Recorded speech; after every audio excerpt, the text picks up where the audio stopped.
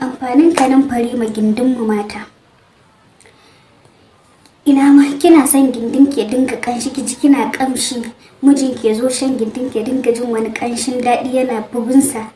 Ki ji gindin ki na suga wani gishiri daɗi. Yana sha yana ji kaman yana shan wani abu ne mai daɗi ya manta gindi yake sha. To ki dinga amfani da kanumfari. Ki jika kanumfari ya kwana ki shanya ruwa, ki dinga shan ruwan kanumfari yana kwanan kira. Ɗan robar suwan ɗiki ki dinga zuba kanumfarin ki kina jika kina sha. Kanumfari na da sirri da yawa gare mu mata. Na ɗaya, idan matsi zaki iya daka kanumfari.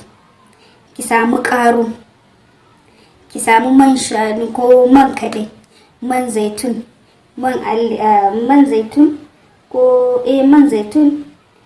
batir sauda ko man alayyadi, sai ki da almuskinki ki daka ƙaranki, ki daka kanumfarinki yayi laushi. ƙaro kin san dai ƙaro inda za ku same shi ku ɗan kwale gurin ɗan kwale ki samu ƙaro wanda ake yin tawada, ki daka shi yayi lukui. Ki daka kanumfarinki, ki kwaba shi, ki dinga yin matsi da shi.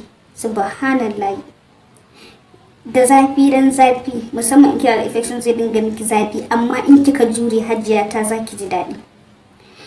Kin ga wannan matsin na ɗaya zai matse ki kam, sannan kuma ke da wasu warin gaba kin rabu da shi.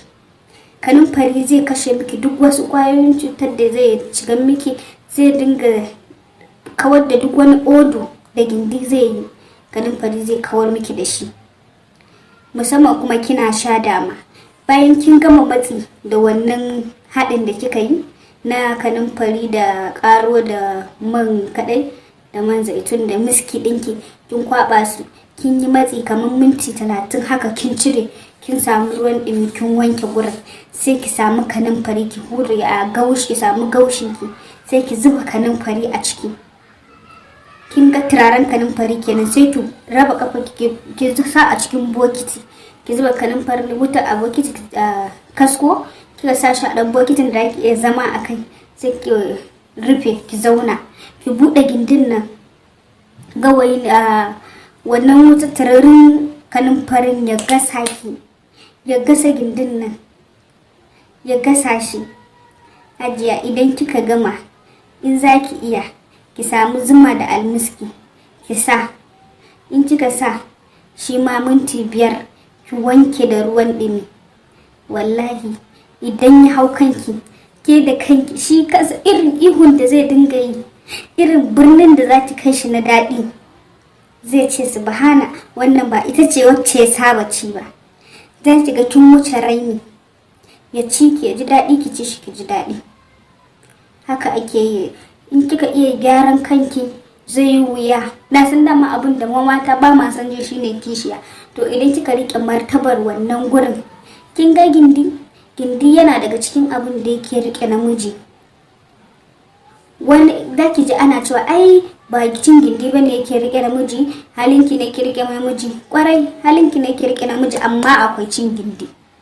Idan kika iya cin gindi da kyau, kika iya da gyara gindinki, kika iya wani duk in lokacin da kusance ke ji kamshi gindin nan a matse, ya sa bakin shi je yana sha kaman yana shan minti.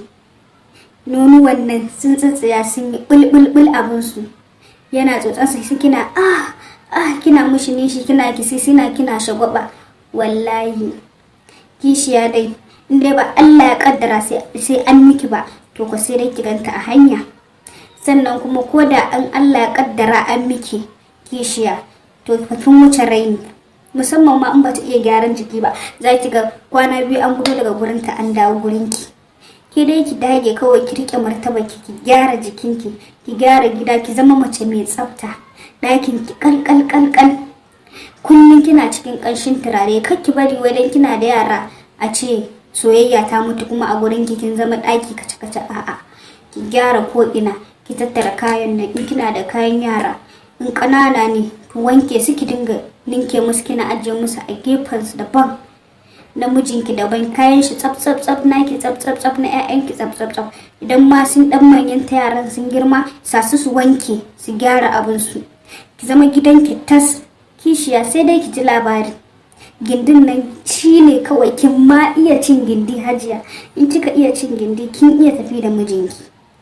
Ki iya gyaran gindinki, gyaran jikinki, ki taimake shi ya gyara burarsa.